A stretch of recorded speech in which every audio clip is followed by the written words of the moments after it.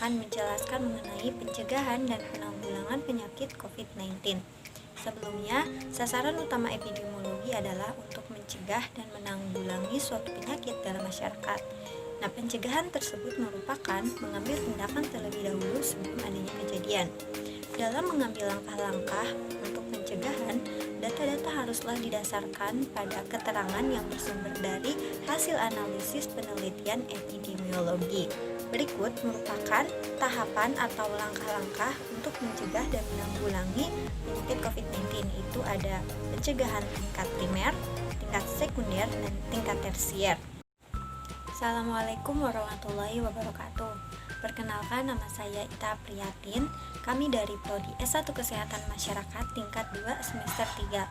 Saya di sini akan menjelaskan mengenai pencegahan tingkat primer yang tujuannya adalah untuk mempertahankan orang yang sehat agar tetap sehat dan mencegah orang yang sehat menjadi sakit. Atau pada pencegahan tingkat ini yaitu bagaimana supaya mempertahankan orang yang tetap sehat agar tetap sehat dan mencegah orang yang sehat supaya tidak tertular apalagi sampai terkena penyakit COVID-19. Upaya pencegahan primer menjadi upaya pencegahan yang paling tepat. Kenapa?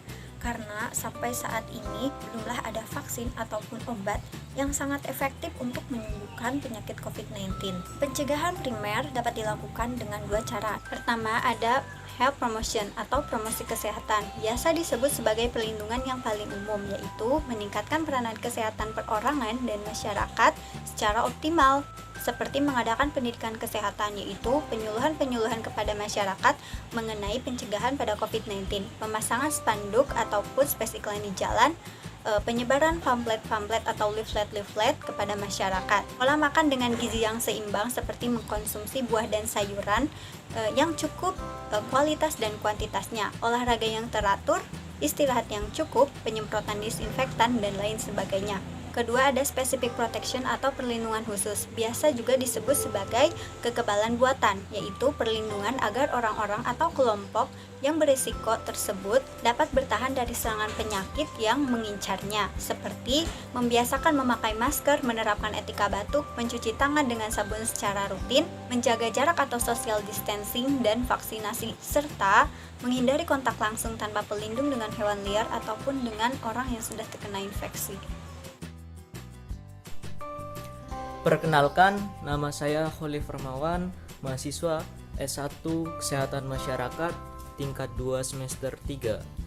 Di sini saya akan menjelaskan tahapan sekunder pencegahan dan penanggulangan penyakit COVID-19. Maksud dari tahap sekunder ini merupakan upaya untuk mencegah penyakit orang yang telah sakit agar sembuh, atau menghambat progresivitas penyakit menghindari komplikasi. Upaya pencegahan yang dilakukan saat proses penyakit COVID-19 sudah berlangsung, namun belum timbul tanda atau gejala sakit atau bisa disebut sebagai patogenesis awal. Tujuan tahap sekunder ini ialah untuk menghentikan proses penyakit COVID-19 lebih lanjut dan mencegah timbulnya komplikasi yang dipicu oleh penyakit tersebut. Sasaran dalam tahap sekunder ini merupakan pencegahan kepada mereka terpapar atau menderita atau dianggap menderita atau bisa dibilang suspek atau yang terancam akan menderita oleh COVID-19. Cara pencegahan dalam tahap sekunder ini adalah dengan dua cara, yaitu diagnosis dini dan pengobatan segera atau terapi segera. Diagnosis dini yang pertama dilakukan adalah dengan pengukuran suhu, yaitu dilakukan dengan menggunakan termometer digital yang dipakai bergantian dengan orang lain. Cukup menembakkan sinar merah pada dahi. Namun jika ingin mendapatkan hasil yang terbaik, cobalah untuk mengukur pada oral atau pada mulut. Untuk mengukur suhu badan disarankan dilakukan secara rutin tiap pagi dan malam hari, lalu mencatatnya dalam sebuah tabel. Kemudian amati pengukuran suhu selama 14 hari untuk mengetahui apakah kamu terinfeksi virus corona atau tidak. Kemudian yang kedua adalah rapid test. Rapid test merupakan metode pemeriksaan tes secara cepat yang didapatkan hasilnya. Pemeriksaan ini menggunakan alat cartridge untuk melihat adanya antibodi yang ada dalam tubuh ketika ada infeksi virus. Tes ini dijalankan dalam rangka menyaring pasien dalam pengawasan atau PDP dan orang dalam pemantauan atau ODP dengan mengambil sampel darah dari kapiler jari atau dari vena. Kemudian tes PCR yaitu merupakan metode pemeriksaan virus SARS-CoV-2 dengan mendeteksi DNA virus. Uji ini akan didapatkan hasil apakah seseorang positif atau tidak dengan menggunakan sampel lendir dari hidung atau tenggorokan. Dibandingkan dengan rapid test, tes PCR ini sangatlah lebih akurat dan direkomendasikan oleh WHO. Walaupun akurat, ada kendalanya yaitu dalam lama waktu menunggu tes hasilnya dan juga kerumitan serta harga alatnya yang mahal, maka menjadi kendala dalam tes PCR ini. Lalu pengobatan segera atau terapi segera dengan melakukan pertama isolasi mandiri, yaitu ketika Anda merasa sakit, demam, batuk, pilek, nyeri tenggorokan atau sesak napas dan pernah memiliki kontak erat dengan orang positif COVID-19, maka Anda perlu melakukan isolasi mandiri agar tidak menularkan kepada orang lain. Selama 14 hari, kalian harus tetap berada di rumah dan tidak bepergian keluar rumah hingga uji laboratorium keluar. Yang kedua, isolasi rumah sakit. Merupakan isolasi yang dilakukan di rumah sakit pada ruangan isolasi khusus bagi pasien yang terinfeksi COVID-19. Rumah sakit ini bukan setiap rumah sakit, namun rumah sakit yang telah disiapkan dan mempunyai ruang isolasi khusus untuk penyakit menular atau COVID-19. Hal yang membedakan dengan ruang perawatan lain adalah kondisi di dalam ruangannya. Misalnya untuk pasien virus corona, penanganannya dibutuhkan isolasi bertekanan negatif.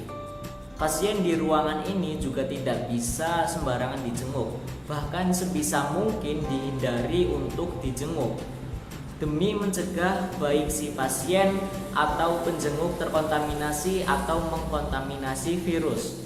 Begitu juga dengan perawat yang bertugas, haruslah satu orang untuk satu shift. Sementara jika bagian divisi lain ingin masuk, juga harus berdasarkan izin dari petugas maupun perawat itu sendiri.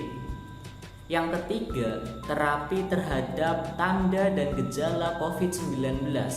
Untuk di Indonesia sendiri, terapi terhadap tanda dan gejala COVID-19 adalah dengan melakukan terapi simptomatik, yaitu terapi yang dilakukan untuk menghilangkan gejala yang timbul akibat penyakit COVID-19 seperti demam, batuk, sakit tenggorokan, dan sesak napas dengan memberikan obat penurun demam ataupun pereda batuk dan pemberian obat untuk mengurangi gejalanya.